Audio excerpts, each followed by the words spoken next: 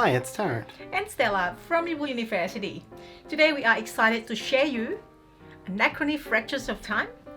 We've got the Anachrony box as well, but this is the expansion and we are going to focus on what the expansion brings to the game and component-wise. The Fractures of Time expansion adds a whole new mechanic to the game and a whole new board to the game. So there's quite a lot that comes in here. There are some rebalanced versions of the basic buildings, first and foremost, which you can just put in. And there is one new faction, which is the purple faction, the Path of Unity. So it gives, this is upside down, so that gives you new options here and new evacuation paths and all that sort of thing. But it is still a 4-player game. So what the 5th faction brings is some focus on the new mechanics, but it is still a 4-player game. The primary new mechanic is blinking. So in the base game, you're traveling through time, you're getting things from the future, but otherwise it's a pretty conventional worker placement game from a round-based perspective. Correct.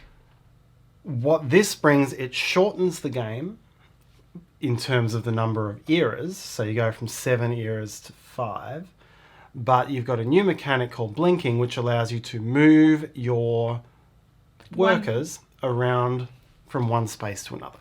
For example, well, this is not the board, but the common board, once you actually assign a worker on a space, you can move it to another space, just not out of this new board. Into the new board, but not out of it. Yeah, so that's the primary new thing. There's a new resource, which is called the flux cores. That is these little pieces here. And there's a new type of worker, the operators, which is shown here. Operators can be used on any worker's sort of action space, but they don't get any of the bonuses or penalties associated with that worker. So they're not as good as the geniuses, but they are. You can use them quite flexibly. You can't use them in genius-only spaces, and geniuses can't be used in operator-only spaces. If you wish to blink, you have to be collecting these flux cores, and you place one into one of the slots of your fracture device. That's what this extra little board is here. And that will allow you to move, as Stella said, from a place on the main board to another place on the main board, or a place on the valley board, which is this one here. If you use an operator, that's all fine. They're very good at operating the blinking device. If you use any other sort of worker, you have to roll these 2 dice, the flux die and the glitch die. And so then, if the number that you roll on the flux die, which runs from 2 to 5, exceeds the number of empty spaces in your fracture device, then you get a glitch. So blinking through space and time like that causes glitches, and you have to place these glitch tokens on whatever sort of space is shown on the glitch die. So that could be your space here, it could be one of these, could be 2 of the objective end game. Yep, it could be buildings, it could be your paradox spaces, so the anomalies will come sooner. And essentially those are unusable until you get rid of the glitch. Which you can.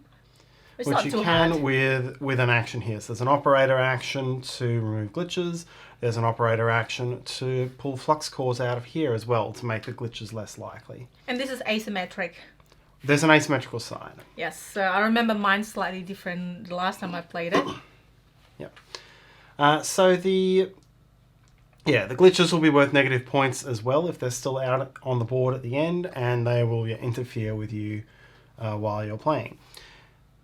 You can also, it's not blinking strictly, but you can use a similar effect, placing a couple of flux cores into your device and rolling these dice in order to bring 3 workers back off action spaces, specifically these buildings or your water space, in order to use them again in the same round. When you have built it, obviously. We're talking about the space that you have, not the actual...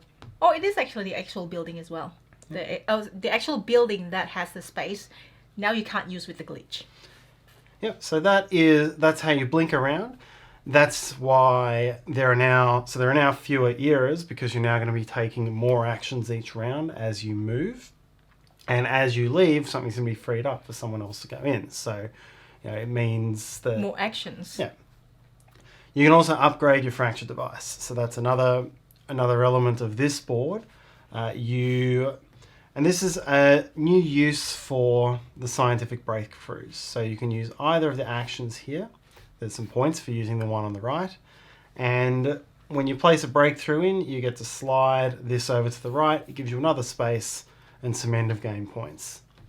And you can keep doing that and the shape doesn't matter, but every icon has to be different. And each player gets various points for how far they upgrade that. Yes, so it's better for mitigating high dry roll if you Yes. have more space available. Yep. So that's how the glitch and the blinking and the fracture device works. Then there's also the new Valley board, and so the Valley board gives you a place where you can recruit operators. It gives you a place where you can gain technologies, which are these new cards here. So these give you an ongoing bonus and a small in-game scoring bonus, usually 3 to 5 points if you work it properly. And then this one over here gives you a place to get flux cores or energy cores, which are now quite a bit easier to get than they were in the base game. Yes, I think at the end we feel like we have more turns in this game with the expansion because of the blinking mechanics and the fact that we have more energy cores to activate more mech suits. Yep. The game also comes with one other small module that you can add, which is the variable anomalies module. So this can be played with or without the blinking. And instead of every anomaly looking the same, there'll now be a stack of anomaly tiles, which works the same way as the building tiles. And if you get stuck taking an anomaly, you have to choose one of the face-up ones. Not all of them let you take warp tiles off the board anymore. Some of them are worth more negative points than others, but some of them have quite restrictive effects. So if you look at these two anomalies here, this one, for example, -5 points, but you can actually send a worker there to get 2 water. So it's a moderately helpful anomaly, but it's worth a lot of negative points and won't let you take a warp tile off unless it's the latter part of the game. This one, on the other hand, you've got to pay 3 water every round in order to avoid your morale going down. It's not worth very many negative points, and it does let you take a warp tile off, but if you don't have a good water engine, that's really going to hold you up. Unless if it's the end of the game, towards the end of the game, then you just don't care about the employee. That's true. Yeah. So yes, that module can be added. The way you remove these anomalies is still the same action. It's just that everyone has a little action tile to do it with instead of the Standard one. Yes. So yes, that's what the new game brings. We've shown you the symmetrical side. So there's asymmetrical sides here. They favour the different characters in different ways. So how does the new expansion feel? What do we think about that, Tarrant? It definitely adds a lot of extra complexity and things to think about. I mean, Anachrony, once you wrap your head around the time travel mechanic, it's not that difficult of a game. It's sort of... Not that complex. Yeah, but now you've got to also consider... you've got a whole new resource to consider. You've got glitches to worry about. You've got a lot more actions to take. And some of these anomalies really mess your thinking up as well. I got one where I had to pay water every time I used an energy core. And it meant I needed to keep water for the start of the next round to get exosuits. And I just forgot to do that. And At it one just point. It completely wrecked my round. So Yeah. it's definitely a lot more complex.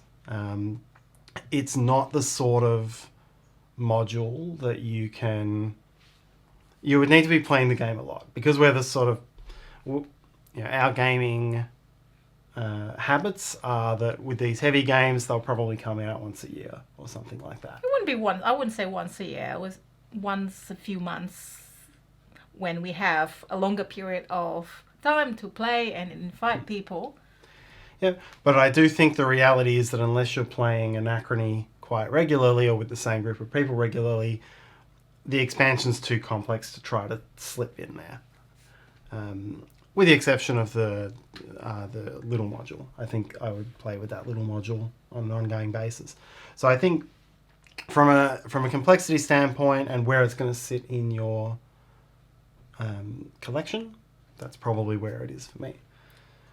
What I like about the new module quite a lot from a gameplay perspective is it gives you something else to do with the scientific breakthroughs. Other than just super project.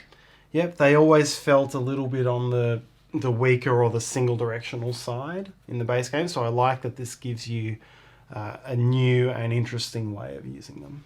I do agree with that part. Although my character last time, I used super project as part of my extra points for ascending. Sorry. Evacuate, thank you. I think the first time I learned about this, when you taught the rules, I feel, wow, that's complex. I was a little bit scared at first to use blinking, but I see other people are doing it, and it's actually a really good way to do more actions with your limited amount of exosuits. So I really like that part. I don't think, I don't know, maybe because we have played the game before, maybe in some part it is true you gotta play a few times. At least play one without the expansion and then play with the expansion and see how we go. I don't know, I think once you get into it, I don't think it adds a lot more complexity. It adds more options. I really like the fact that it adds more options and more turns on your actions. So it's maybe slightly less tight. There are a few times actually where I was like sitting there, I was like, oh no, rather than, oh, I have to do this, which one I have to choose? But then I was like, oh, I want to go here. Oh, hang on, that's already full. Where else can I go? Just a couple of points in the game, because the fact that, I can reallocate my workers elsewhere. Yeah. So, that's basically what we think. Maybe I disagree a little bit with you in that. I think, but yes, I agree with the fact that you have to probably play the base game and then use the expansion, but that's usually most of the things with expansions, right? You play the base game and then you want something else, and then there's a balancing thing as well. Yeah, I think overall, I do like this expansion. I think what it brings is very interesting. But I expect to play the base game more often than the expansion. Oh, but it's good, more actions. I wouldn't mind trying a different faction next time as well. That's true. I always set the factions up based on our normal preferred colours, so everyone ends up in the same factions every time. I do like my speciality. It skews towards my objective. And these glitches, I thought, I was too scared as well. As part of it, I was too scared to roll the glitch.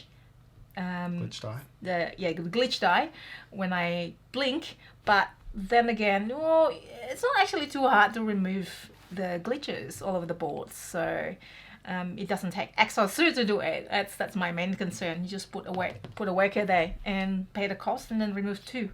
Yeah. I think the fundamental thing, and it's always the risk when you've got a brand new mechanic in an expansion, is that you forget about the important engine building that you're meant to do at the start of the game, and you just get dazzled by what's coming new. And you still need water, you still need workers, you still need buildings to give you things. And if you focus all your effort on blinking and the fun that brings, it's going to drive you into a hole, because you still need all the things that you normally need in Anachrony. There you go. Tips based on personal experience. Yes. So should you play? What do you think? Have you played Anachrony? Let us know in the comment section. And what do you think? You might already play this. You might have different opinion. What is your favorite factions in Anachrony? We played this, when it first came out, we played that. And there's new leader cards as well. Each path has a new leader card. That's right, there are 3 now rather than 2. Yeah. So let us know what you think, or you just want to say hi. Just tell us about your experience with Anachrony and hit the like button.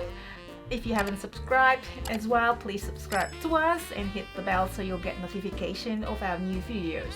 I'm also active on Instagram, so I can hopefully I'll see you there as well. And I will see you in our next videos. Bye!